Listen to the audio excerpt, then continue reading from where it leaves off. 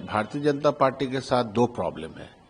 एक तो वैचारिक तौर पर शून्यता है और ज्ञान जीवन में भी उनकी शून्यता है। सुबह शाम की चक्री में पिसती रहती है दिन भर। माहवारी की पीड़ा हो या बीमारी की तकलीफें, किस्मत का लिखा है शायद, ये सोच के सब सह जाती है। मुख्यमंत्री भगवंत सिंह मान महिलाओं की इस पीड़ा को समझते हैं, इसलिए पंजाब के हर जिले में आयोजित हो रहा है महिलाओं के लिए फ्री हेल्थ कैंप, जहां उन्हें मिलेगा बेहतरीन परामर्श और इलाज, ताकि महिलाएं रहें पूर्ण रूप से स्वस्थ। उनकी शून्यता है।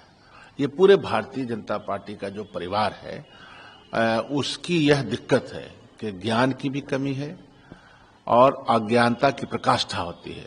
बात करेगी उसका तो अभियान है, फूट डालो शासन करो। जब हम पटना विश्वविद्यालय में पढ़ते थे 1983 से लेकर 1988 तक, तो उस जमाने में मेरे ख्याल से वो यहाँ के एसपी थे और पटना यूनिवर्सिटी में आप जानते हैं स्टूडेंट्स के बीच में कभी कभार रमना रोड में पहली मेरी एक झलक हमने देखा था। तो उस वक्त से ये अंदाजा होने लगा कि वो एक बहुत अच्छे एडमिनिस्ट्रेटर है। As a good police officer उनकी चर्चा हमेशा रहती थी। फिर बाद के दिनों में वो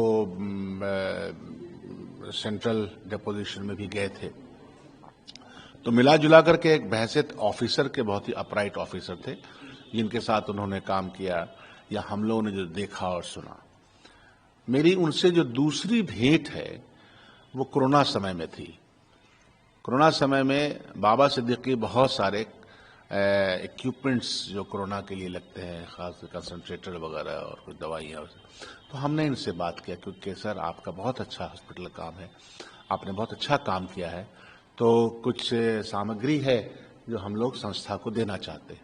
बहुत खुश हुए कि शकील जी ये तो बड़ी अच्छी बात है और ये दान और पुण्य का काम तो हमेशा करना चाहिए। उनकी पूरी टीम आई थी, हमने वो सामान उनको सौंपा था। फिर उनका शुक्रिया का भी फोन आया था। तो मेरी बातचीत कभी कभार उनसे हो जाया करती थी। बहुत ही शालीनता से बात करना उनका अंदाज था, बड़े प्यार से बात करते थे। और उनका काम खास तौर पर चिकित्सा के जगत में कि लोगों के साथ कैसे अनुदान लेकर के काम किया जा सकता है, उसके लिए उनको याद किया जाएगा। जिसमें खास तौर पे महावीर कैंसर सेंटर बिहार में नहीं था, अब तो चलिए जगह जगह चीजें हो गई हैं। बच्चों का एक हॉस्पिटल, उसका भी। और ये जो धार्मिक न्यास का मामला है उसमें मैं मानता हूं, एक तो क्वेश्चन मैंने अपने असेंबली में किया था कि धार्मिक न्यास में पैसा गवर्नमेंट का ज्यादा लगना चाहिए था कि जहां जहां भी मंदिर उसकी घेराबंदी हो सके, उसका सही तौर पर उसका इंतजाम हो सके। तो वो धार्मिक व्यक्ति थे और सामाजिक व्यक्ति थे, सोशल वर्क उनका बहुत बड़ा था। तो मैं इस तरह से उनको, मेरी अपनी कहानी है उनके साथ, इतना तक मैं जानता हूं। और अफसोस है कि अभी जाने का उनका समय नहीं था। जेपी नड्डा का ये कहना है कि कांग्रेस ने कभी मनमोहन सिंह की जेपी नड्डा कुछ भी बोल सकते हैं। क्या होता है कि भारतीय जनता पार्टी के साथ दो प्रॉब्लम है। एक तो वैचारिक तौर पर शून्यता है और ज्ञान जीवन में भी उनकी शून्यता है। ये पूरे भारतीय जनता पार्टी का जो परिवार है, उसकी यह दिक्कत है कि ज्ञान की भी कमी है और अज्ञानता की प्रकाष्ठा होती है। तो अपने अज्ञानी होने का यहाँ पर भी वो ज्ञान दे रहे हैं। अगर मनमोहन सिंह जी की चिंता नहीं होती या मनमोहन सिंह को हम लीडर नहीं मानते, तो 91 में भी सरकार जो थी वो कांग्रेस पार्टी की ही थी और 2 बार प्रधानमंत्री कांग्रेस पार्टी की तरफ से प्रधानमंत्री वही बने थे। तो इससे बड़ा सम्मान, इससे बड़ी इज्जत क्या हो सकती है? तो इसलिए उनकी बातों का ख्याल नहीं रखना चाहिए। उनको जो करना चाहिए, भारत सरकार को जो करना चाहिए कि समाधि पर ही अंत्येष्टि होना चाहिए था, जो उन्होंने नहीं होने दिया। अपमान किया उन्होंने, सिख बिरादरी का अपमान किया। देश के इतने बड़े इकोनॉमिस्ट, और सिर्फ वो सिख बिरादरी की बात नहीं है, देश को बुरे हालात से निकालने का श्रेय पूरी दुनिया में, जब रिसेशन था, पैसों की बुरी हालत थी, बैंकिंग सिस्टम चौपट हो रहे थे, इकोनॉमिक कंडीशन चौपट हो रहे थे, तो देश को याद नहीं है। जिस तरह से उन्होंने सरकार चलाई थी, देश को कहां से कहां तक लेके गए थे। तो ये सब बोलने दीजिए नड्डा जी को। ये मेमोरियल की जो डिमांड है, इस पर राहुल गांधी कहते हैं कि जो गवर्नमेंट है वो पॉलिटिक्स कर रही है इस पर। नेचुरली ये तो परसों ही फटाफट तय कर देना चाहिए था कि यहां पर समाधि बनेगा और समाधि बन करके वहीं पर अंत्येष्टि होगी, कोई दिक्कत नहीं थी। अब वो कह रहे हैं मेमोरियल बना रहे हैं, क्या बना रहे हैं? प्रहलाद जोशी तो कह रहे हैं आप लोग कर रहे हैं राजनीति। गलत गलत।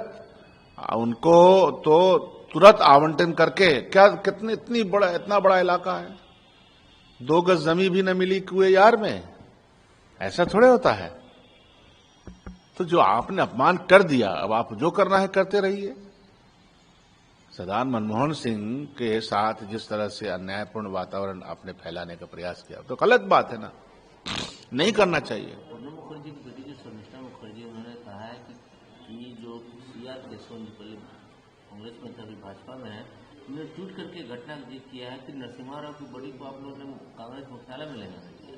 नहीं, किसने कहा? मैं कांग्रेस नरसिम्हा राव जी के दर्शन हमने कांग्रेस मुख्यालय पे किया है, ये मैं कह रहा हूं। ये आरोप गलत है। आरोप नहीं, ये गलत चल रहा है। अभी प्रोपेगेंडा और साजिश का कोई ये है थोड़े, कोई सीमा नहीं होती है। 24 अकबर रोड पर मैंने दर्शन किया है नरसिम्हा राव का, 24 अकबर रोड के गेट पर बाजाब्ते। सब प्रोपेगेंडा है और कुछ नहीं। एलजी ने चीफ सेक्रेटरी को पत्र लिखा है, जिस तरह से दिल्ली की एलजी ने जो बातें कही गई है केजरीवाल की तरफ से या सरकार की तरफ से 1000 रुपये महिलाओं को देंगे, उन्होंने जो पत्र लिखा है इससे भी आम आदमी पार्टी काफी नाराज है। देखिए, दिल्ली सरकार और भारत सरकार दोनों एक दूसरे के साथ लगता है कि नूरा कुश्ती खेल रही है। चित भी मेरी पट भी मेरी दोनों करते रहते हैं। क्या कारण है कि दिल्ली सरकार के पास जितनी ताकत थी वो ताकत छीन लेगी? तो कभी ताकत देते हैं, कभी छीनते हैं, तो चलता रहता है इन लोगों का।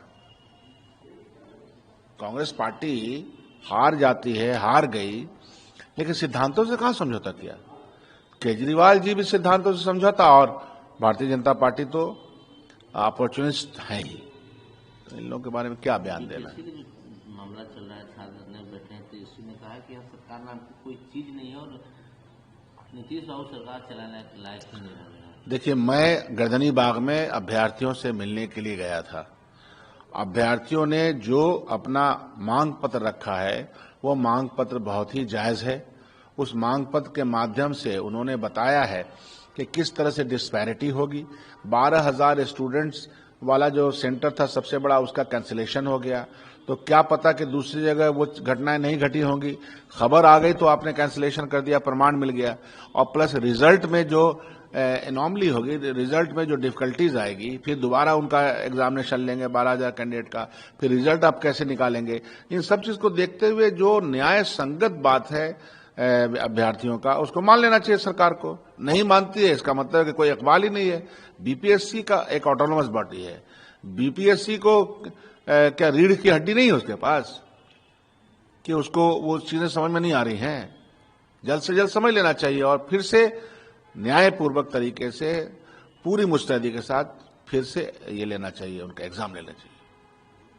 वैसे कहते हैं कि जिस तरह जामा मस्जिद के सामने संबंध में पुलिस आउटपोस्ट खोल दिया गया, इन लोगों को तो स्कूल हॉस्पिटल खोलने का पैसा है नहीं, मस्जिद के सामने पुलिस पोस्ट खोल दिया, क्यों नहीं जाते हैं हॉस्पिटल? देखिए, ओवैसी साहब क्या बोलते हैं नहीं बोलते हैं, एक तो वो जिस तरह का राजनीति करते हैं और पोलराइजेशन की सिचुएशन पैदा करते हैं, भारतीय जनता पार्टी को फायदा पहुंचाते हैं, ये तो एक बात है।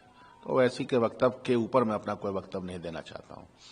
लेकिन यह बात सही है कि उत्तर प्रदेश में जिस तरह से सुप्रीम कोर्ट को, हाई कोर्ट को, कोर्ट्स को इंटरवीन करना पड़ रहा है, अब भारतीय जनता पार्टी तो वहां से भी अब निकल गई है कि जो मोहन भागवत की बात को नहीं मानते कि हर जगह ये खोदो अभियान जो चला रखा है, और उससे क्या होता है कि आपस में इंतशार फैल रहा है। आपस में इंतशार फैलेगा, आपस में टकराहट बढ़ेगी, तब उसका नतीजा क्या होगा? पुलिस पोस्ट खोल दो। और पुलिस से डराने धमकाने काम उत्तर प्रदेश में चल रहा है। तो कोई न्याय संगत बात थोड़े है। हम लोग कहां उम्मीद कर रहे हैं उत्तर प्रदेश सरकार से कि वो कोई इंसाफ और अदल की बात करेगी। उसका तो अभियान है फूट डालो शासन करो, उसका अभियान है कि ट्रिगर के साथ ट्रिगर फ्री बना दो पुलिस को इतना आम कर दो, अपने भाषणों से जनता को इतना ज्यादा उग्र कर दो कि जनता आपस में लड़ने मारने लगे। जब मुख्यमंत्री के बयानात स्टेज से जैसे आते हैं, वो कहीं स्टेज से बयान देने वाली बात है? वो किसके मुख्यमंत्री, किसी एक जाति समुदाय के मुख्यमंत्री के सबके मुख्यमंत्री है? तो इंसाफ और अदल का गला घोंटने का पूरा प्रबंध उत्तर प्रदेश में हो चुका है।